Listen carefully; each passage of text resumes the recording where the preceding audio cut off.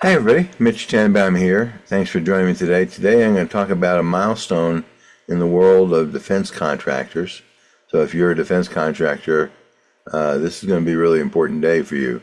CMMC, the Cybersecurity Maturity Model Certification Program, has been a work in progress since 2020, when version 1 of the program was published. There were some problems with version 1. It was kind of put on the rework queue, and then it was republished back in 2023. And the way these rules work is there are two parts of the rule.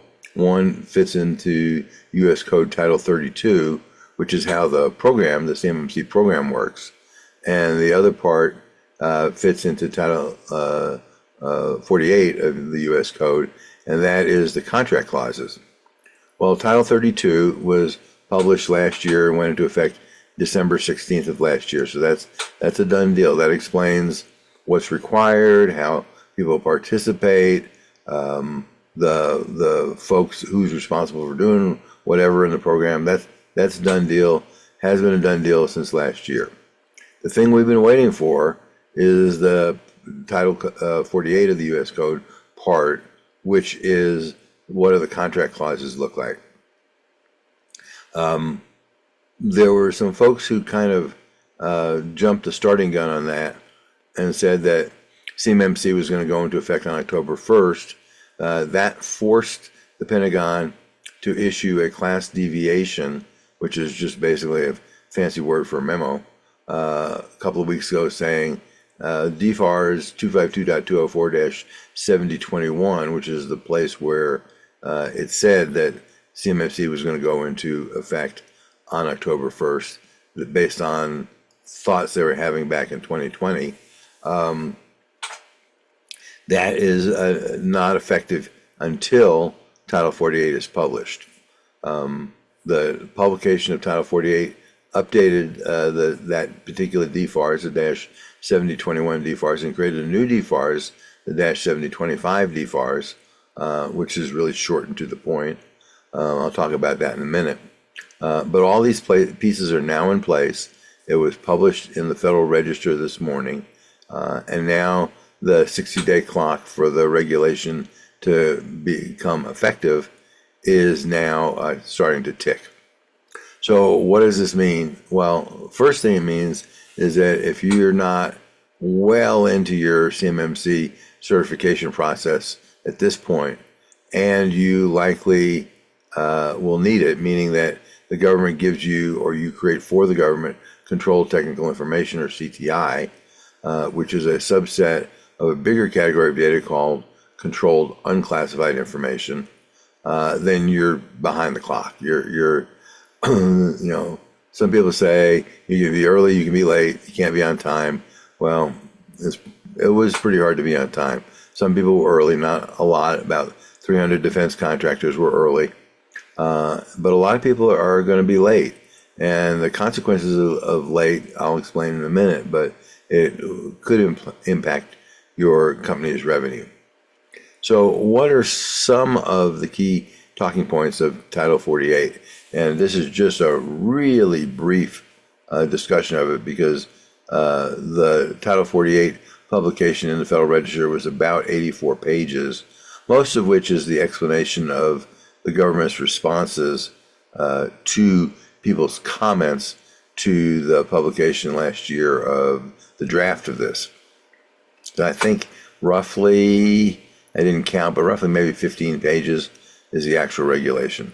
So what are some of the things that are good takeaways that you need to kind of keep in mind? As I said, it was published today, September 10th, 2025, and it goes into effect on November 10th, 2025. It implements the rule that was called for by the Title 32 Part 170 CMMC program rule that went into effect last year. So this is just kind of the terms and conditions, I guess you would call it, for that.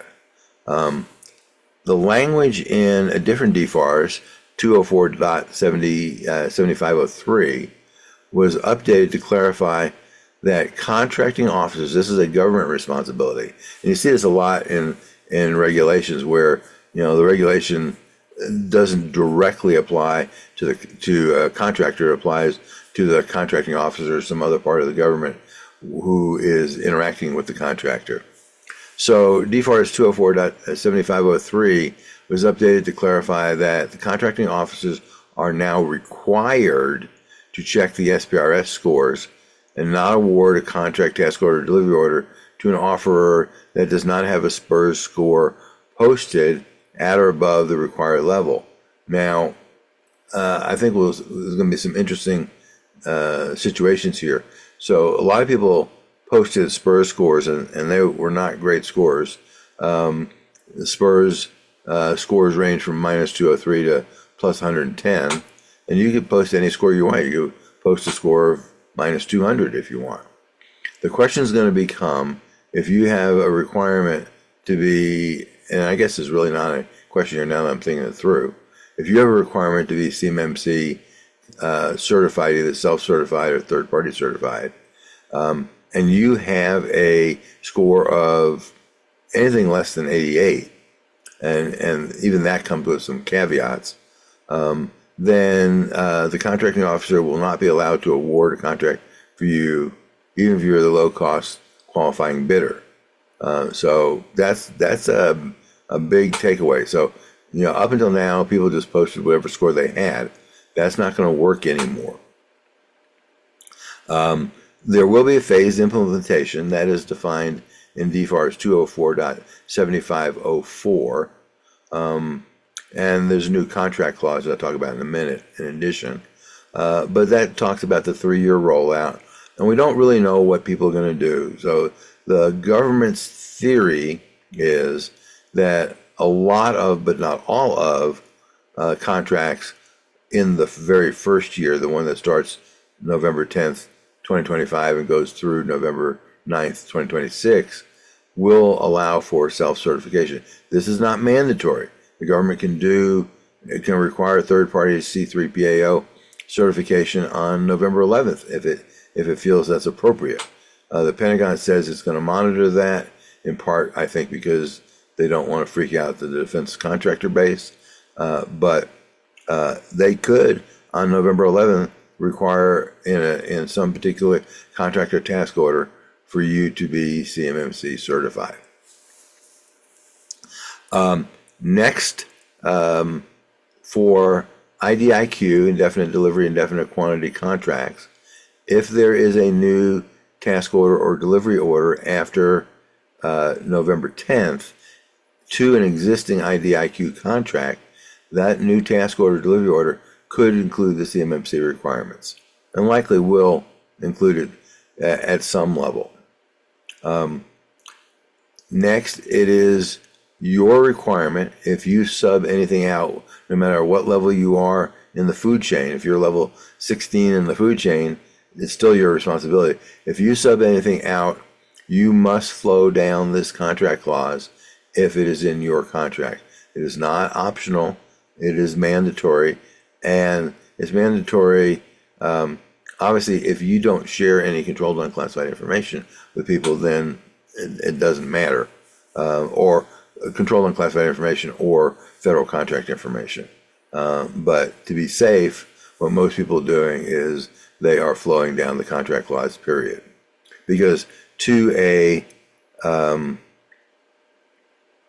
sub that doesn't get any CUI or FCI, it has no impact on them. There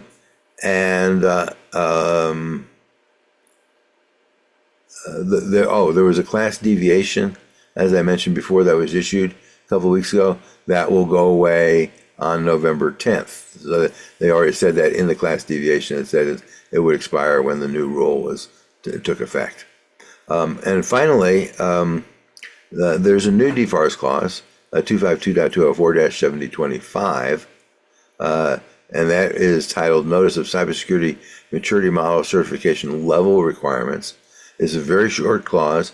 It has one blank to fill in, and it says, here's the level that you need to be at in order to be awarded this contract.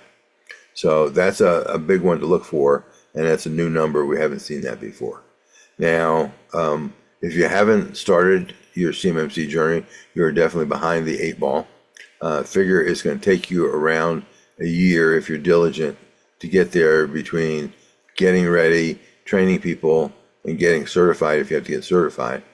So if you haven't started, now would be a really, really good time to start.